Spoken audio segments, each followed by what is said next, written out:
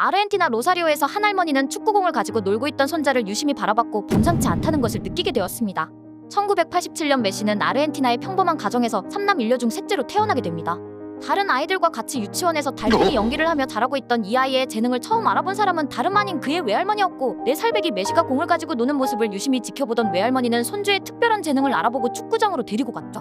그리고 마침 숫자가 부족한 축구팀의 외할머니는 손자가 뛰어보면 안 되겠냐고 제안했고 감독은 작은 꼬마에게 물었습니다. 넌 축구장에서 뭘 할 수 있지? 이에 작은 메시는 전부 다요라고 답했죠. 그리고 훗날 메시는 자신의 재능을 누구보다 먼저 알아본 할머니에 감사했고 염원하던 월드컵 우승이 확정되기 바로 직전 나지막하게 이야기했습니다. 할머니 오늘이 그날이 될지 몰라요라며 하늘에 계신 할머니에 감사했죠. 어린 메시는 우연한 기회에 나선 경기에서 축구장을 뒤집어 놓았습니다. 당시 메시를 뛰게 한 코치는 이날을 회상하며 신이 내린 재능, 천재를 목격했다고 말했죠. 아르헨티나에서 얼마 지나지 않아 발에 공을 붙이고 달리는 어린 천재에 대한 소문이 퍼졌고 지역 유소년팀에 입단한 메시는 작은 몸집에도 자신보다 몇 살 위 형들을 돌파해 나갔습니다. 이런 메시의 경이로운 천재성은 지역 신문에 대서특필될 정도였죠. 하지만 제2의 마라도나를 꿈꾸던 이 작은 소년의 꿈은 산산조각나고 마는데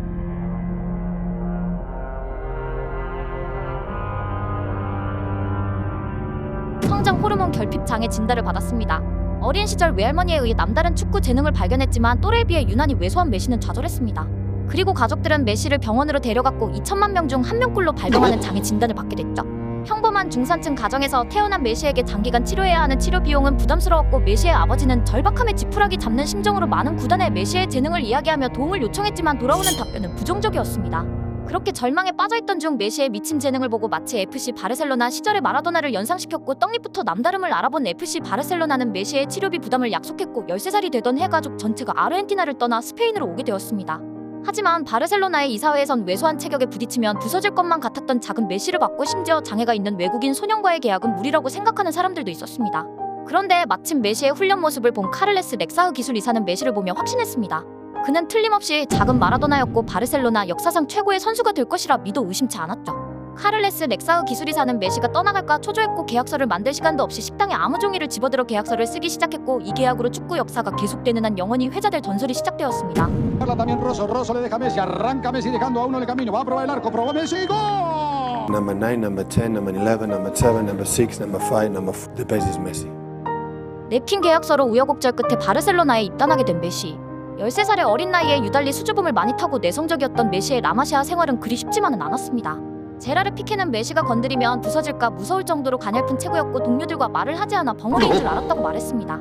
그러던 중 원정 경기를 가게 됐을 당시 위닝 11을 하다 드디어 메시가 마르레 벙어리가 아닌 줄 알았고 이후 친구가 되었다고 회상할 정도로 메시는 작고 약해 보이던 수줍음이 많은 꼬마로 라마시아에서도 항상 외톨이로 지냈다고 하죠.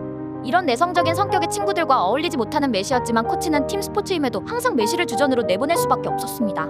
그 이유는 경기장 밖에서 순둥이였지만 경기가 시작되면 필드를 뒤집어 놓았고 승부욕 또한 남달라 코치들도 같은 사람이 맞나 의심할 정도였죠. 한 일화로 어느 날은 광대뼈 골절을 당하고도 경기에 뛰겠다며 고집을 부렸고 결국 메시는 푸율이 사용했던 보호 마스크를 빌려 경기에 나서 골을 넣어 팀을 승리로 이끌고 나서야 병원으로 향했다고 합니다. 또 외로워 보이는 메시를 본 가족들은 다시 아르헨티나로 돌아오길 바랐지만 메시는 타고난 승부사 기질에 포기하지 않고 바르셀로나에 홀로 남아 끝까지 도전하기를 원했다고 하죠. 그렇게 시간을 흘렀고 전 세계 축구 천재들이 모여있다는 라마시아에서도 유달리 남다른 천재성을 지녔던 메시는 월반에 월반을 거치며 당시 87년생 황금라인이라 불리는 제라르 피케, 세스크 파브레가스와 함께 빠르게 성장했습니다. 그리고 2002년 16세 145일이라는 어린 나이에 1군 데뷔 경기를 치르게 되는데 상대는 주제 무리뉴 감독이 이끄는 FC 포르투였죠. Genius, I think is the word that you choose, and I think the word is correct. Genius.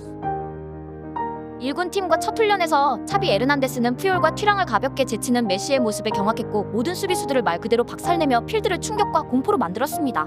이런 모습을 지켜본 당시 FC 바르셀로나 에이스 호나우지뉴는 아직 16살인 메시를 보며 자신보다 더 뛰어난 선수가 될 것이라며 칭찬했고 1군으로 추천하기까지 했다고 하죠. 메시가 라민 야말을 시키며 세례의 뜻 호나우지뉴는 메시를 마치 자신의 뒤를 이어 바르셀로나를 이끌 차세대 스타 플레이어로 낙점했고 라커룸에서조차 자신의 기술을 전수했습니다. 동시에 FC 바르셀로나는 거물급 유망주인 메시가 타 구단에 노출되는 것을 방지하기 위해 모든 언론과 외부와의 접촉을 차단해 비밀병기로서 특별 관리했죠. 그리고 2004년 10월 16일 바르셀로나 더비 카탈루냐 더비라고 불리는 에스파뇰과의 홈경기에서 바르셀로나는 드디어 4년간 외부와 언론으로부터 철저히 숨겨온 비밀병기를 공개하기로 합니다. 메시의 프리메라리가 1군 공식 데뷔 경기였죠. 이 경기에는 손흥민의 스승으로 알려진 포체티노가 포함되어 있었고 17세의 팀의 막내인 리오넬 메시는 포체티노가 포함되어 있는 에스파뇰과의 카탈루냐 더비에서 바르샤 역사상 세 번째로 어린 선수이자 프리메라 리가에 출전한 가장 어린 선수가 되었습니다. 이 기록은 이후 보얀 크라키치에 의해 경신이 되었죠. 그렇게 바르셀로나 1군 데뷔를 한 메시. 이 시기 메시를 가장 많이 도와줬던 건 당시 라리가를 씹어먹던 호나우지뉴였습니다. 17세의 메시가 1군 첫 득점을 기록한 골을 어시스트했던 것도 호나우지뉴였죠. 난 조력자가 되어줬습니다. 하지만 탈지구인급 호나우지뉴와 이후 신계로 성장하는 메시의 조합은 바르셀로나의 기대와 다르게 그리 오래가지 못했습니다.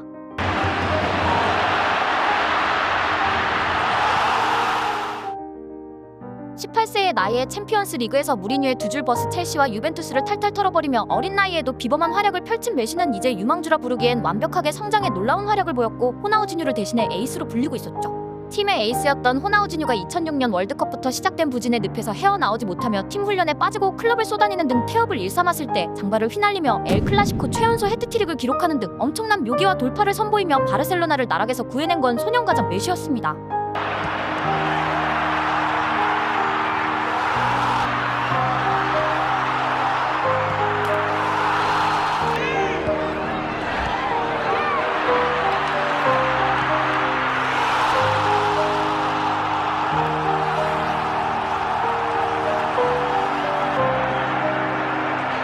아르헨티나인들은 메시를 디에고 마라도나의 재림이라 부르며 환호했고 20살도 채 되지 않은 어린 나이의 메시였지만 2007 발롱도르 3위 피파 올레의 선수 2위에 오르며 한 시대를 이끌어갈 선수로 확실히 자리 잡고 있었죠. 하지만 바르셀로나의 팀 분위기는 최악으로 가고 있었습니다. 호나우지뉴는 훈련을 빼먹고 클럽을 전전하는 등 태업을 일삼았고 사무엘 에투는 이런 호나우지뉴와 같이 뛰기 싫다며 서로 우르렁대며 팀은 박살나기 직전까지 갔습니다. 설상가상으로 메시가 부상당하며 바르셀로나의 성적은 곤두박질쳤죠. 결국 바르셀로나는 호나우지뉴와 데쿠를 내보내기로 결정했고 팀을 방관했던 레이카르트 감독을 대신해 바르셀로나에서 수비형 미드필더로 뛰다 은퇴 후 바르셀로나 B팀 감독을 하고 있던 당시 신인 감독 펩 과르디올라를 바르셀로나 감독으로 데려와 만 19세의 메시를 중심으로 팀을 꾸리기 시작했습니다. 그리고 이 어린 소년과 초짜 감독을 중심으로 바르셀로나는 전설을 쓰기 시작했습니다.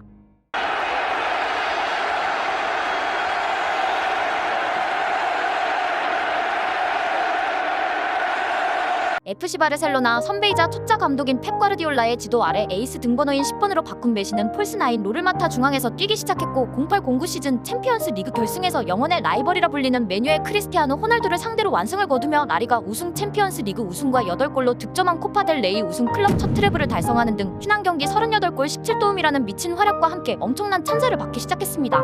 당시에 메시를 막을 수 있는 팀은 없었습니다. 그야말로 메시가 하나의 전술이었고 메시는 홀로 팀을 부술 수 있는 존재였죠. 한 예로 2010 챔피언스 리그 8강 2차전 경기에서 마라도나의 재림이라고 해도 될 경기력을 보이며 아스날 수비진을 농락하며 혼자서 4골을 기록했습니다. 22세의 메시 혼자서 아스날 팀을 상대로 농락하는 모습을 본 아르센 벵거는 아니 이게 뭐야, 왜 위닝 캐릭터가 경기를 뛰고 있지? 라는 반응을 보였고 이후 메시를 최고의 선수, 공포의 대상으로 인정하게 되었죠. Player in the world. Lionel Messi. Who's the best player of all time?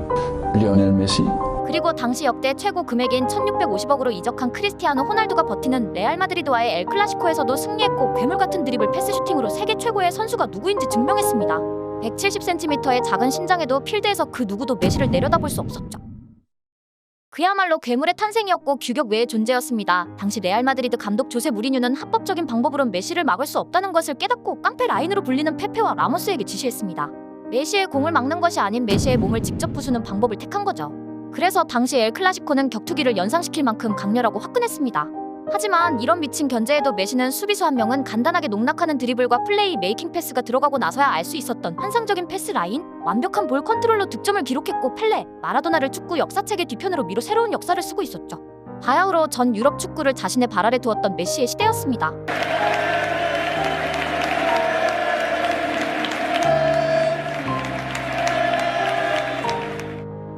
당대 최고의 라이벌 크리스티아노 호날두가 있었지만 메시를 막아설 수 없었습니다.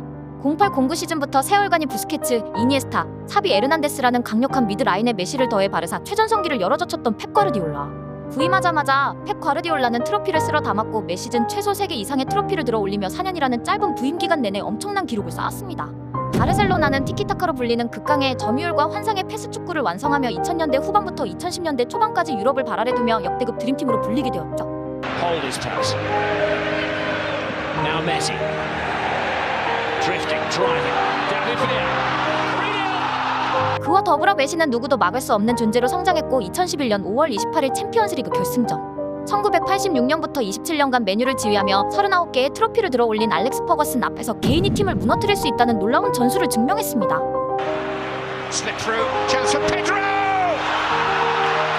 Breakthrough for Pedro Rodriguez! The mercurial career of Wayne Rooney! He has never... Messi... Oh, fabulous! Inevitable! The latest in a long... 맨체스터 유나이티드는 당황했습니다. 메시를 막자니 패스를 하고 메시를 안 막자니 미친 돌파와 슈팅을 때리니 도저히 이길 수 있는 방법이 생각나지 않았죠. 이 경기 이후 알렉스 퍼거슨 감독은 맨마킹 능력이 뛰어난 박지성을 메시에 붙였어야 했다고 후회했습니다. 그렇게 챔피언스 리그에서 아직까지도 유일하게 평점 10점을 받은 유일한 선수라는 기록과 함께 30년이 넘도록 깨지지 않았던 밀러의 챔스 득점왕 3연패 타이 기록이라는 역사를 쓰며 언터처블이라 불린 리오넬 메시가 완성되어 갔죠. 하지만 극강의 FC 바르셀로나에게 위기가 찾아오게 됩니다. 팀을 이끌었던 펩 과르디올라가 떠날 준비를 하고 있었죠. Moltíssima sort i fins aviat, que a mi no em perdreu mai.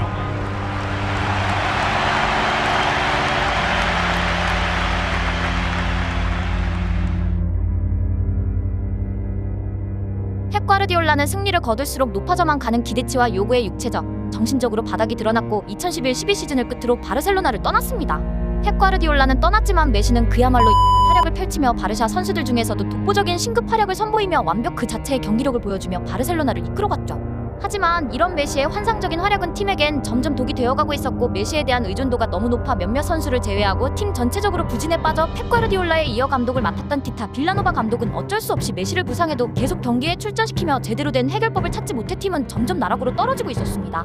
그렇게 바르셀로나의 부진이 시작되자 한 시즌 60골 15도움을 기록하고 발롱도르 라리가 득점왕을 차지했음에도 메시에게 패배에 대한 책임을 묻기 시작했고 결국 메시는 바르셀로나를 떠나기로 마음먹게 되었죠. 하지만 펩 과르디올라와 함께 티키타카를 만들어 바르셀로나의 황금기를 이끌었던 티토 빌라노바 전 FC 바르셀로나 감독은 귀미쌤 종양이 재발에 3년가량 암투병을 했음에도 마지막까지 신경을 썼던 일은 메시의 잔류였고 메시는 바르셀로나에 남아야 할지 확신이 없던 상황. 빌라노바는 사망 6일 전 메시와 만나 한 가지 부탁을 하게 됩니다. 그 부탁은 바로 바르셀로나를 떠나지 말아달라는 부탁이자 죽음을 앞둔 스승의 유언이었죠. 그렇게 메시는 티토 빌라노바가 세상을 떠난 다음 약속대로 바르셀로나와 재계약을 했고 다시 한번 바르셀로나의 황금기를 스스로 만들어내리려 다짐했습니다. Serrat, l'Adrià i la Carlota, i per tots els familiars que ploren la pèrdua del seu estimat Tito. 그렇게 새로운 마음으로 네이마르, 수아레스와 함께 역대급 MSN 라인을 만들어 최고의 퍼포먼스를 보이며 11-12 시즌 다음가는 바르셀로나 최전성기로 유럽 역사상 최초로 두 번째 트래블, 한 팀에서 두 번의 트래블을 달성한 역대 최초의 선수로 다시 한번 세계 최고의 선수임을 증명했죠. 바르셀로나를 세계 최고의 클럽 중 하나로 만들었고 그 누구도 범접하기 힘든 기록을 쓰며 최고가 된 메시.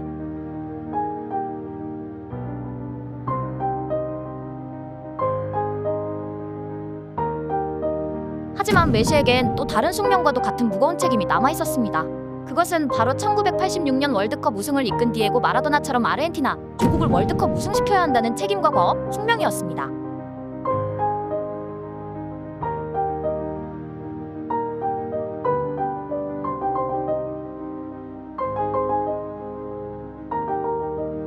(2005년부터) 아르헨티나와 바르셀로나 팬들 사이에선 역대급 유망주라는 평가를 받고 있었던 메시는 국가대표 유니폼을 입으면 항상 마라도나와 비교되기 시작했습니다.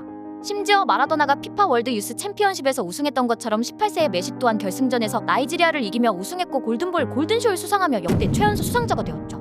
참고로 14년 만에 또 다른 18세 수상자가 대한민국에서 나오게 되는데 그는 바로 이강인입니다. 어려서부터 메시는 마라도나라는 축구 역사가 계속되는 한 전설로 분류될 희대의 선수와 항상 비교가 되었고 마라도나의 후계자로 많은 기대를 받았습니다. 그리고 18세밖에 안 된 메시는 2006 독일 월드컵에 성인 국가대표로 참가하게 되었고 당시 하비에르 사비올라의 백업이었지만 세르비아 몬테네그로전 교체로 투입된 메시는 그라운드를 밟자마자 볼을 가로채 어시스트하더니 이어 테베스에게 어시스트를 받아 필드를 밟은 지 15분 만에 골을 기록하며 더욱 마라도나의 후계자로 주목받기 시작했죠. 18세밖에 되지 않는 작은 소년. 메시는 아마도 이때부터 어깨에 큰 숙명을 짊어지기 시작했고 아르헨티나의 모든 국민들은 마라도나가 1986년 홀로 아르헨티나를 캐리하며 월드컵 우승컵을 들어 올렸던 것처럼 메시가 다시 한번 그 영광을 재현할 거라 믿었죠. 이러한 기대와 압박은 말로 표현하기 어려울 만큼 무거웠고 2007년 코파 아메리카에 참여한 메시는 세컨탑 돌격대장 역할을 맡아 8강, 4강에서 골을 넣는 등 압도적 센세이셔널한 모습을 보여줬지만 결승전 브라질을 만나 압도적으로 3대0으로 처발리며 대패했고 이에 분노한 아르헨티나 국민들은 패배의 원인을 이 작은 소년에게서 찾기 시작하며 비난했습니다. 어린 시절 스페인으로 건너가 최고의 유망주로 기대받으며 사랑받았던 메시에게 국가대항전은 매 순간 자신을 증명해야 하는 무섭고 무거운 숙명과 같은 시험 무대였죠. 아르헨티나 축구팬들은 메시를 비난했습니다. 메시는 아르헨티나에서 뛰길 원하지 않는다. 바르셀로나에선 열심히 뛰어다니지만 대표팀에선 의욕이 없다는 등 메시를 비난하기 시작했고 언론에서조차 이러한 비난을 부추기는 기사를 쏟아냈죠. 그럼에도 메시는 조국인 아르헨티나를 위해 챔피언스 리그 예선에 불참하고 2008 베이징 올림픽에 참가하는 등 조국 아르헨티나에 애정을 보였습니다. 심지어 FC 바르셀로나는 메시의 올림픽 출전을 불허한다며 스포츠중재재판소에 중재 신청을 했고 메시가 국가대표팀에 합류하지 못하도록 강요했지만 메시는 어떻게 해서든 아르헨티나를 위해 뛰길 원했습니다. 결국 올림픽에 참가해 장발을 휘날리며 미친 천재성을 발휘했고 리켈메, 아구에로, 디마리아 등 동료들과 최고의 활약을 하며 금메달을 획득했죠. 메시는 스페인 귀화를 거부하고 어려서 신체적 약점과 어려움에도 자신을 받아주고 키워준 FC 바르셀로나의 중요한 경기를 앞둔 시점에도 팀을 이탈해 조국의 애국심을 보였습니다. 그리고 2010년 6월 남아프리카 공화국 월드컵에 자신의 우상 마라도나 감독과 함께 참여하게 된 리오넬 메시는 뛰어난 드리블과 위협적인 프리킥, 정확한 패스로 아르헨티나를 홀로 캐리했고 특히 2차전 한국을 만나 프리킥으로 박주영을 맞춰 자책골시키며 박주영을 메시의 어시스트를 받아 골을 넣은 첫 아시아인으로 만들어버렸습니다. 그렇게 마라도나의 후계자로 생일날 아르헨티나 국가대표팀 역사상 가장 어린 나이에 주장이 된 리오넬 메시. 하지만 마라도나의 삽질과 지리부진한 전술, 심지어 서있기조차 힘든 극심한 몸살에 시달리며 병든 몸을 이끌고 억지로 출전한 경기에서 독일의 4대0 떡실신 패배했고 이어진 2011 코파 아메리카에서조차 조직력 부재와 세대교체 실패, 메시의 활용 미숙으로 8강에서 탈락하게 되었죠. 메시는 아르헨티나에서 고기를 들고 다닐 수 없었습니다. 귀국할 때면 매스컴과 사람들을 피해 다니며 모습을 드러내지 않았고 비난과 비판은 광적일 정도로 도를 넘기 시작하며 메시를 위협하기까지 했죠. 어린 나이에 스페인으로 건너가 최고가 된 메시였지만 애국심으로 아르헨티나를 위해 매경기 고군분투했지만 자국 국민들이 자신에게 야유하고 비난하는 모습에 지쳐갔습니다. 그리고 2014년 브라질 월드컵에서 14득점 6도움이라는 미친 활약에 최우수 선수로 골든볼을 받으며 준우승을 했지만 메시는 웃을 수 없었고 이어진 코파 아메리카에서조차 팀 동료 네이마르가 있는 브라질과의 결승전 승부차기에 실축하며 팀 패배의 결정적인 원인이 되자 메시의 멘탈은 박살나버렸습니다. 세계대회 연속 준우승이라는 아쉬운 결과와 눈앞에서 어려서부터 꿈꿔오던 조국 아르헨티나의 우승의 꿈이 무너지고 실패의 원인과 패배에 대한 비판이 모두 자신에게 쏠리자 메시는 결국 무너졌습니다. 자신은 우승과 인연이 없다며 아르헨티나 국가대표 은퇴 선언을 하게 되었죠. 전 세계 축구팬들에게 리오넬 메시의 국가대표 은퇴 소식은 큰 충격이었습니다. 메시와 함께 아구에로 등 아르헨티나의 핵심 선수들도 은퇴를 고려하며 아르헨티나 대표팀 선수단의 붕괴 위기까지 갔죠. 아르헨티나가 국제대회에서 아쉽게 떨어질 때마다 메시를 탓했던 국민들은 그렇게 멘붕에 빠졌고 그제야 메시에게 떠나지 말아달라며 메시를 만류하기 시작했습니다. 그리고 2016년 6월 아르헨티나에서는 온 국민이 뜻을 모아 메시의 국가대표 은퇴 번복을 위한 국가적 차원의 캠페인을 벌였고 공항과 도로 전광판 등 우테바야르 리오 페르도나노스 하지마 리오 우릴 용서해줘라는 문구를 띄우며 연일 집회를 열었습니다.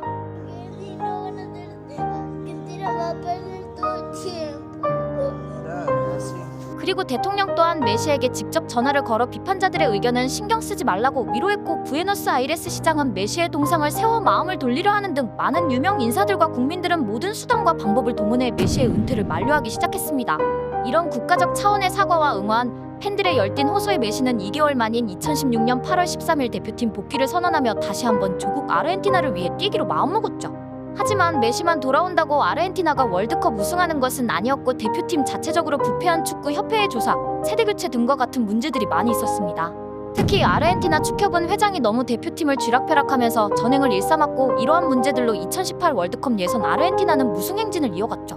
결국 메시는 폭발했습니다. 국대 유니폼을 집어던지며 국대 안 하겠다고 선언. 아르헨티나뿐만 아니라 전 세계에서 그 이유를 물었고 메시는 축구협회 회장의 비리를 하나부터 10까지 폭로했습니다. 아르헨티나의 부패한 축구협회 문제도 직접 해결하고 월드컵 예선을 홀로 캐리하며 본선 결선 토너먼트까지 올려놨지만 세대교체 실패와 감독의 어이없는 게겐프레싱 전술로 프랑스에 3대4로 패배하며 또다시 월드컵 무대에서 씁쓸하게 퇴장해야 했죠. 이대로 영역 메이저 대회 우승 트로피 없이 커리어를 끝맺을 것처럼 보였고 언론에서조차 또다시 메시의 은퇴를 시사했습니다. 하지만 메시에게 더 이상 은퇴는 없었고 메시를 보고 자란 엔소 페르난데스, 알렉시스 맥 알리스터, 데폴리산드로 마르티네스, 알바레즈 등이 성장해 메시의 등 뒤를 받쳐주기 시작했죠. 그렇게 메시는 모든 실패와 비판의 과거를 버리고 마라도나의 후계자가 아닌 리오넬 메시로 또다시 도전을 시작하게 되는데 리오넬 메시의 라스트 댄스가 시작되었습니다. 2021년 코파 아메리카가 열리고 개최권이 브라질로 넘어가며 많은 언론들은 브라질 우승을 점치고 있었죠. 하지만 메시는 아르헨티나 A대표팀 통상 148경기 출장 기록을 달성하며 역사상 최대 출전자의 이름을 올리며 거의 매경기 MOM급 활약으로 결선 토너먼트에 진출 8강 에콰도르 4강 콜롬비아를 마법같은 능력으로 부수며 결승에 올랐습니다. 그리고 결승전은 영혼의 남미 라이벌 브라질. 메시는 라커룸에서 이야기했습니다. 우리는 45일 동안 함께 먹고 자고 훈련했어. 지금 이 순간을 위해. 왜냐하면 우리는 목표가 있으니까. 가장 중요한 건 뭐지? 모든 건 우리에게 달려있다는 거야. 우리는 경기장으로 나가서 우승컵을 들어올리고 조국 아르헨티나로 가져가야 해. 지금까지 내가 이룬 모든 것들은 이 순간 무의미해. 신은 브라질에서 대회가 열리길 원했어. 그 이유는 우리에게 이곳 브라질에서 트로피를 들어올리게 하려고, 우리를 더 빛나게 하려고. 그러니까 우리가 우승컵을 집으로 가져가자.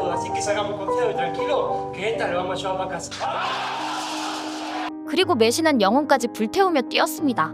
수비를 하지 않는다는 이유로 비판을 받아왔던 메시였지만 이날만큼은 우승이라는 열망이 간절했던지 슬라이딩 태클을 하는 등 평소에는 상상도 할 수 없을 정도로 수비까지 가담하는 모습을 보였고 결국 마라카낭에서 홈팀 브라질을 상대로 승리했습니다.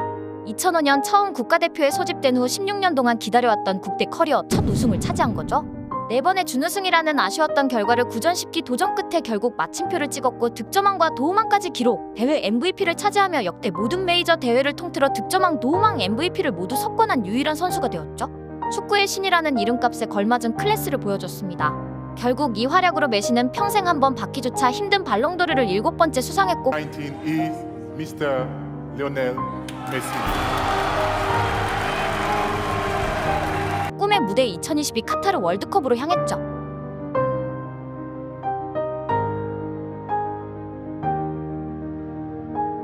리오넬 메시를 보고 자라온 세대들은 어떻게 해서든 메시를 우승시키겠다는 일념으로 뛰었습니다.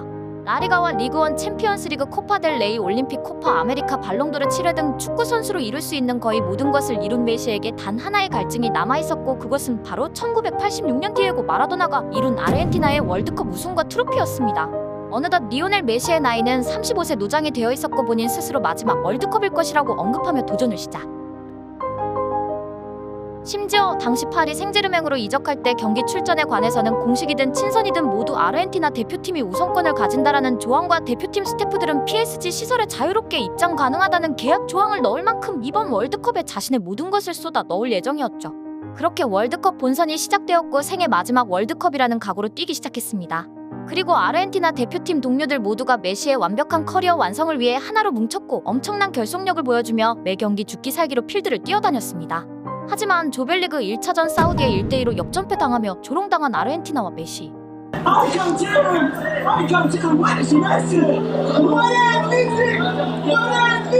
다음 경기에서 기여를 올리더니 무에서 유를 창조해내는 메시의 활약으로 멕시코와 폴란드를 꺾고 결선 토너먼트에 진출했죠.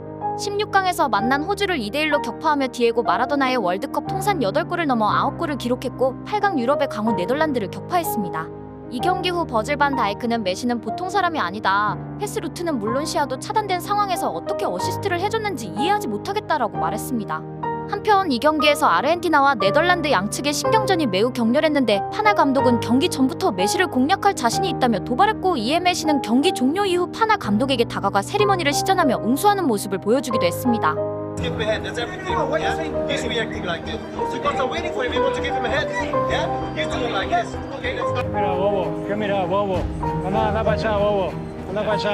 메시는 커리어 마지막 월드컵이라 생각하며 누구보다 진지했고 열심히 뛰었죠. 8강까지 메시는 골, 어시스트, 유효 슈팅, 키패스, 드리블 등 모든 지표 부분에서 뛰어난 활약을 보이며 아르헨티나를 하드캐리했고 4강 크로아티아를 만나 이번 대회 최고의 수비수로 꼽히는 그바르디올을 장난감 다루듯 가지고 놀며 아르헨티나를 8년 만에 결승전으로 이끌었습니다. 그리고 월드컵 결승 60년 만에 월드컵 2연패를 노리는 차세대 고트 후보 음바페가 있는 프랑스와 만나게 됐습니다.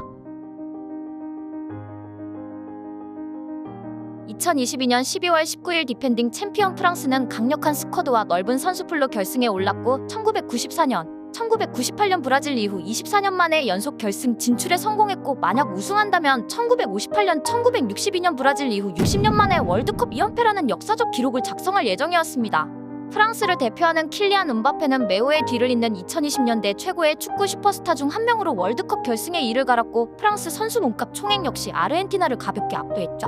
특히 월드컵 토너먼트에서 프랑스는 남미팀을 상대로 유독 강한 모습으로 딱 한 번밖에 진 적이 없을 정도였고, 심지어 2018 러시아 월드컵을 우승하는 과정에서 16강에서 아르헨티나를 4대3으로 격파하는 등 여러모로 아르헨티나에겐 어려운 경기가 될 것으로 예상되었습니다.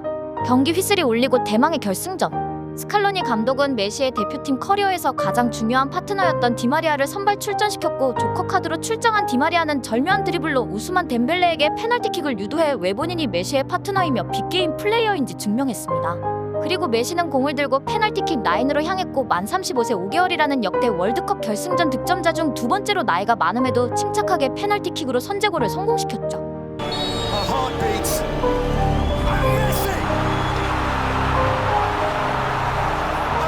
이어 36분에는 메시가 센스 있는 원터치 패스로 공격 기점을 마련해줬고, 디마리아는 추가골을 기록하며 월드컵 전반전을 모두의 경기 전 예상과는 달리 아르헨티나가 압도적인 경기력으로 프랑스를 압도했고, 심지어 프랑스는 유효 슈팅을 단 하나도 성공하지 못했죠. 디마리아는 한 골 1도움을 폭발시키며 메시와 함께 말 그대로 프랑스를 초토화시켰습니다. 하지만 음바페와 프랑스는 이대로 무너질 리 없었죠. 디디에 데샹은 죽쓰고 있던 지로와 덴벨레를 과감하게 교체시켰고, 에이스 킬리안 음바페가 날뛰기 시작했습니다. 아르헨티나는 오타멘디의 파울로 PK를 내준 데 이어 불과 1분 37초 간격으로 음바페에게 동점골을 먹히며 순식간에 분위기는 프랑스의 흐름으로 바뀌었고, 공교롭게도 음바페의 동점골 장면에서 메시가 볼을 탈취당한 것이 실점의 빌미가 되었죠. 아르헨티나의 분위기는 순식간에 얼음이 되었고, 심지어 후반 디마리아도 교체되어 경기장 밖에서 답답한 흐름을 지켜볼 수밖에 없었습니다.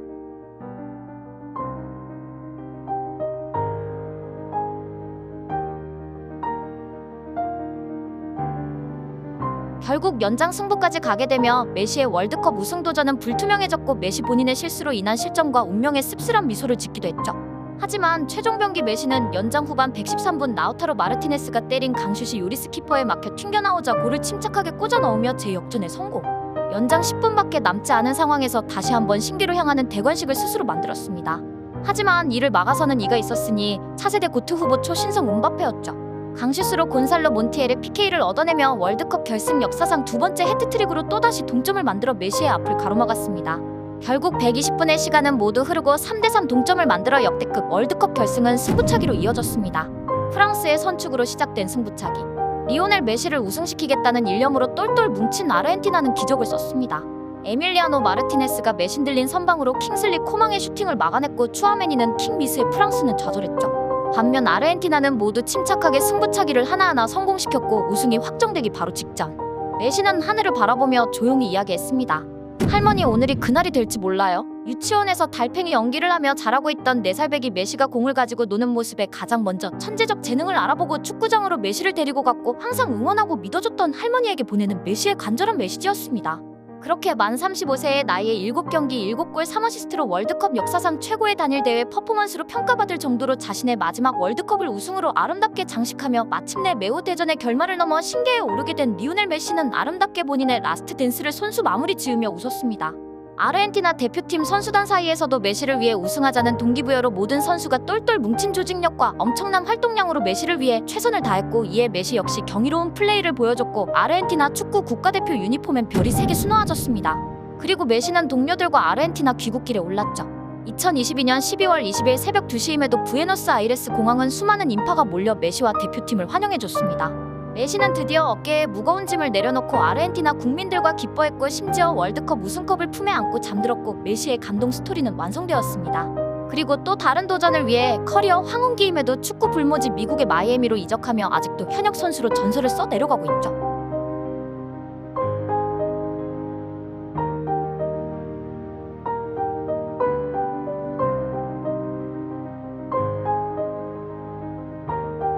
축하해요 레오. 축구는 당신에게 월드컵을 비쳤어요. 메시는 위대함이라는 단어를 제정했다. 당신을 지켜보게 되어 영광이다. 아르헨티나와 고트 리오넬 메시의 놀라운 승리에 축하를 전합니다. 그렇게 리오넬 메시는 최고령 골든볼 수상을 기록하는 맹활약 끝에 월드컵 우승을 차지했고, 라스트 댄스를 완벽하게 마무리했습니다.